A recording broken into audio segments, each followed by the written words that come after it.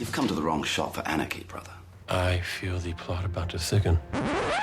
You ever get that sinking feeling? You know, the one that you feel you've only heard maybe half the story?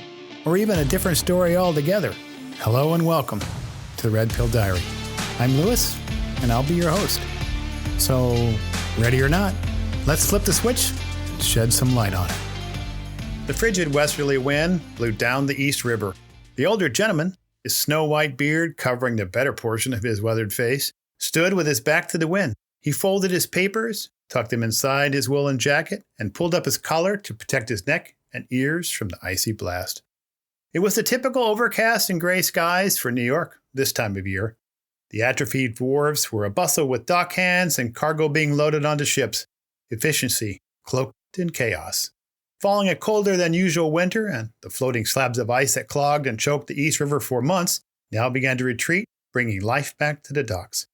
In front of him and awaiting the tide was a 360-ton, copper-bottomed, three-masted, square-rigged merchant ship, formerly built as a privateer named China Queen, now fully refitted and renamed the Empress of China.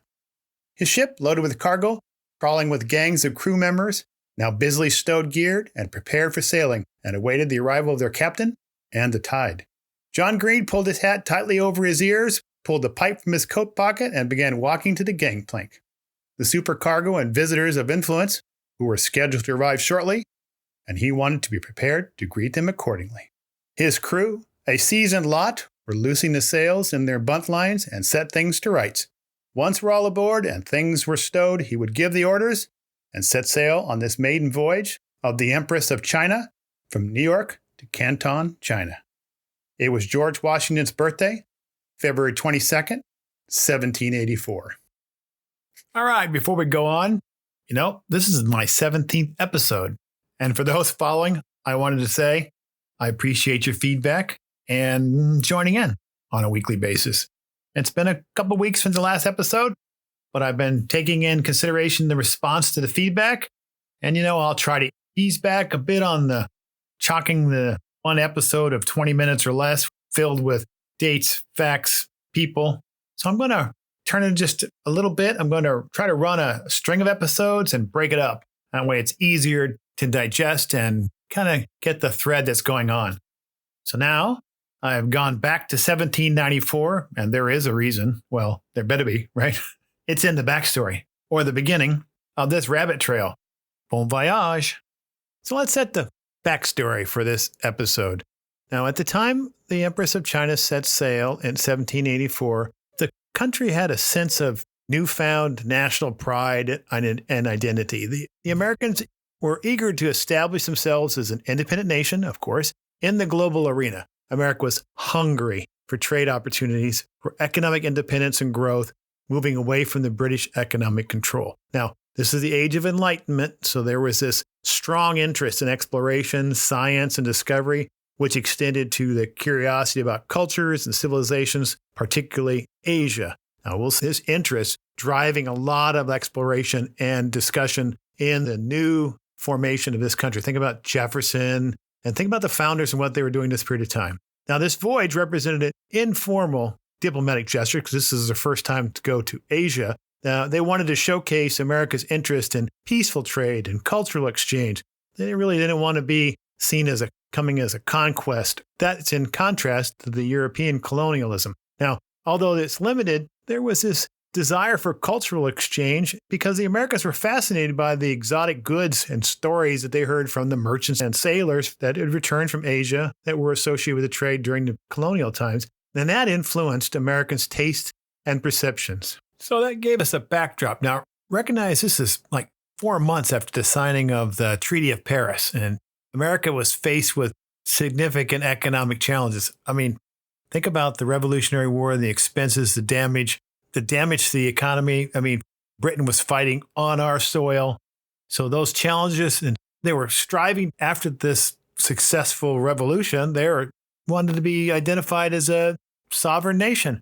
They were independent states. They were economically struggling and recovering from all these war debts. And they really they lacked a hard currency. That led to, like we see now, economic instability. Now, the Continental Congress had issued some paper money, which that paper money, fiat currency, what does it do when you rapidly print it? It depreciates and prompts an economic distress like inflation. So the Article of Confederations, that was the first attempt to form a federal government. Well, essentially a national government. And it provided very little federal power to regulate commerce, resulting in trade problems between the states. The interesting fact about these continental dollars, they were called continentals. What's interesting, they had these designs that had various symbols of liberty, like mind your own business coin. Now we need some of those today. I'll give you a coin that says, mind your own business, it had the inscription like Fugio, like means to fly in Latin, kind of like time flies. I'm really having a hard time struggling how that relates to the Revolutionary War. But hey, I get the one that says we are one, reflecting unity. But, that reverse side of these coins, these dollars, still had that mind your own business with an image of a sundial. Now, I don't understand how mind your own business and a sundial match, but that's what they had. That was just found that just, interesting to see a sundial and, mind your own business. I need that on my car. That's what you need. You need one of those on your car. I mean, can you imagine the dollar bill now? You make a new dollar bill on the back and it says you give it to somebody in another country. I mean, just mind your own business. Boy, that's some really good advice. So these coins, they were meant to fund the war, but the problem was they depreciated so rapidly to do the overprinting. That sounds like today. It's like no gold or silver backing. Well, hello. So it came to learn this phrase, not worth a continental. Basically, we use it today. It means describe something of very little value. Like when you walk down the sidewalk, you see a pentel. You see a penny. That's not worth a continental. I mean, I can remember as a kid, a penny would buy you a lot, but it sure isn't buying nothing now. So now back to the political aspects. The country is under this weak central government of Articles of Confederation. It created this uncertainty between these states. So they needed a strong federal structure. That was evident, but they still feared, obviously coming out from being controlled by a monarchy, this central power. It lingered, and it still does. And you know what? It still does today. You see what's happening? Everybody, just think this week. What are they alleging? Centralized power problem? I mean, that's the first thing they go to. Why? Because it's in our nation's DNA. So this colonial time, this struggle for independence and not being controlled by this strong entity. In this case, England was a monarchy, but even now, see what happens, what's going on. So there's this pressure to prove to the world, particularly Europe, that the United States could thrive without British control. It had to show and affirm its independence. So establishing trade was critical for economic recovery, especially in light of the mind your own business continentals. Since they're a new player, they wanted to bypass British trade restrictions, which was good because now they had to engage directly with global markets to do that. But it wasn't about economic gain necessarily, but it also was about demonstrating to the people of the country that America could stand independently. Now, this is a big deal because 1812 comes up and that becomes a real teetering point. So they wanted to foster national pride and they wanted to build diplomatic relations with other countries. And so there was a rush towards this international trade and a move towards economic independence and the declaration that America was present on the world stage. Now I want to turn to the kind of a real brief. I promised I gave a brief with a lot of people's names, but it's important that who were the cast of characters that provided the venture capital and the conception of this venture. So in the late 18th century, this is, of course, we're talking post-Revolutionary War. And because they're eager to establish themselves, they had to look for somebody who had the ability to finance this. In those days, they had syndicates. A syndicates really was just a group of people, financiers, business people, that would get together and put the venture capital together to do this venture. You see syndicates now today in insurance, like in London, the London Syndicate, for example. So they looked to a person by the name of Robert Morris. He was also known as the financier of the Revolution. He was not only a signer of the Declaration of Independence, but he was also a prominent Philadelphia merchant. Now, we'll see his name pop up in future episodes. Alongside these other investors like Daniel Parker, John Holker. Morris saw the potential, all of them did, the potential for opening trade with China. Now, we're going to talk about the next episode, this individual that gave him the spark, even though they're giving him the credit of opening trade with China, but the spark came from another person, which will come in the next episode. So they needed a market that before was close to the Western trade due to the British East India Company, their dominance, and as a colony, their inability to get there. The one thing they saw as part of this venture was ginseng, as that was the primary export to China. They thought that was strategic because ginseng, a root that's highly valued in Chinese medicine for its supposed health benefits, was abundant in America, especially in the regions like the Appalachian Mountains. The merchants recognized that ginseng could be harvested at a low cost and sold in China at a very high profit margin due to its rarity.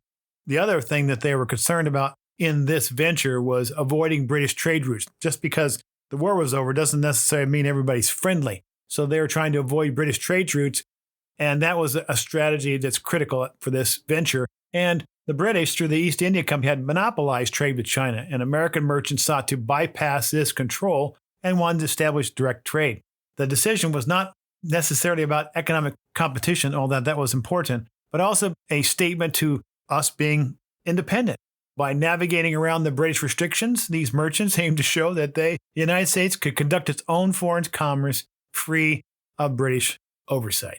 Now, the Empress of China, they outfitted for this journey, was not just a commercial venture, but a symbol of Americans' ambition to partake in global trade on its own terms and showcasing entrepreneurial spirit and nationalistic pride in the face of European economic dominance. So there's a lot of this, not just free from British control, but free to expand and show a new nation that was able to do its thing despite European dominance. This venture, this voyage of the Empress, it was led by a Major Samuel Shaw. Now, this was an epic undertaking.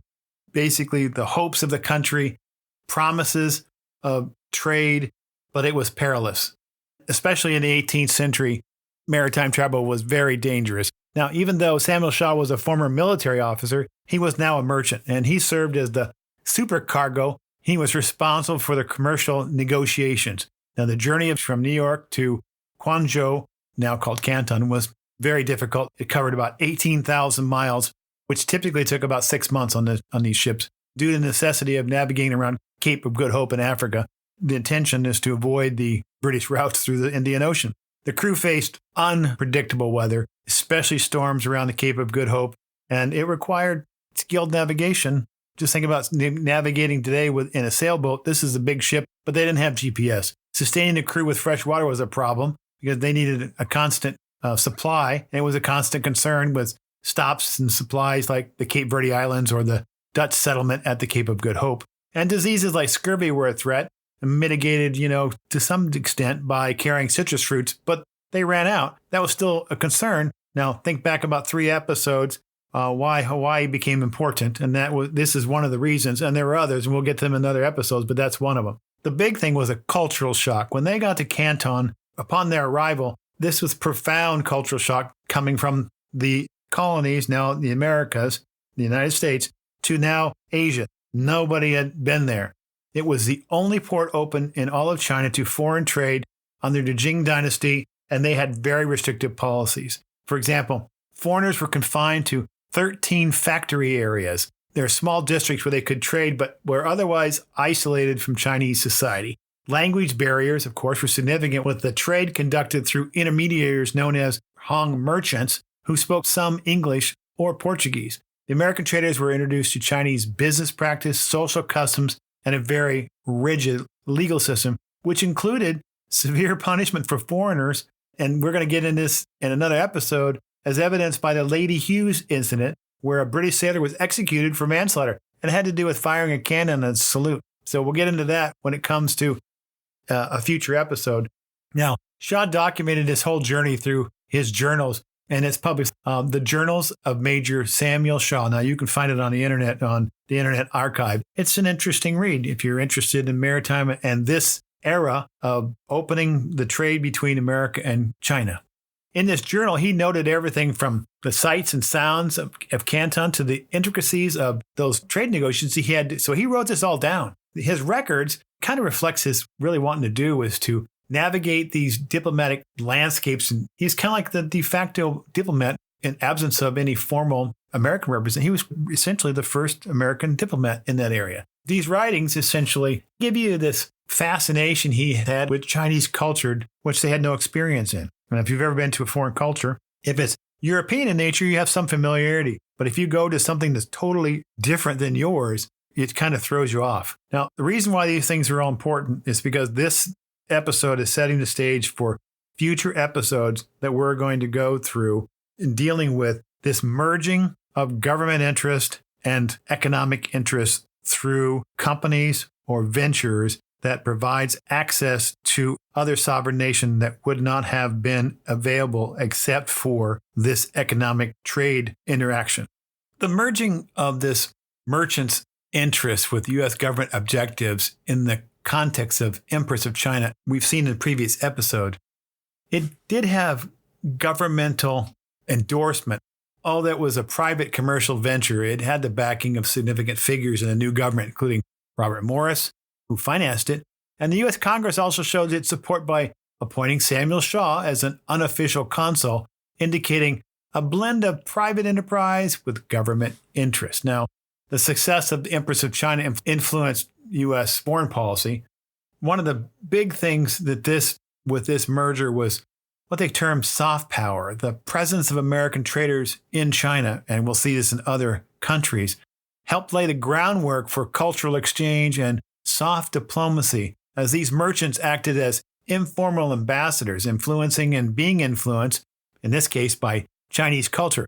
Over time, this helped shape U.S. foreign policy towards a more engaged stance in Asia, but it also taught them how to intervene into a country with economic trade in order to open the door for more influence based on that trade.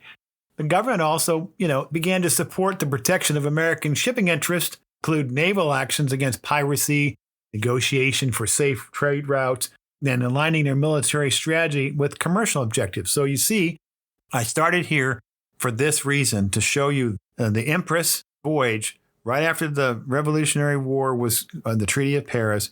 This is the point where you see the United States government merging or having this symbiotic relationship with an economic interest for the benefit of this soft power.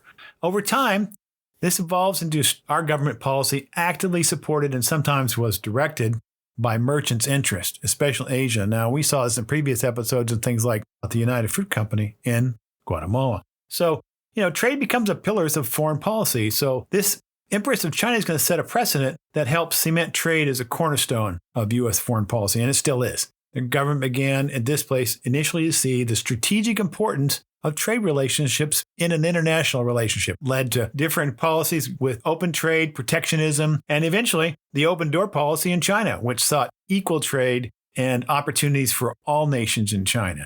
The voyage of the Empress marked the beginning of this relationship, where economic interests not only aligned, but are also shaped by our national policy. And that led to the legacy where trade and commerce became integral to U.S. diplomatic and expansionist strategies. Now, we are going to see this going forward because it's going to take us to a point where if you go back to the previous episodes, this will start to make sense. We see it happening today. Now, there's a person that we're going to bring up next episode. His name is John Ledyard. He's important not just for this episode, but for future episodes, and he will tie in with a couple previous episodes. With that, I'll leave the lights on for you.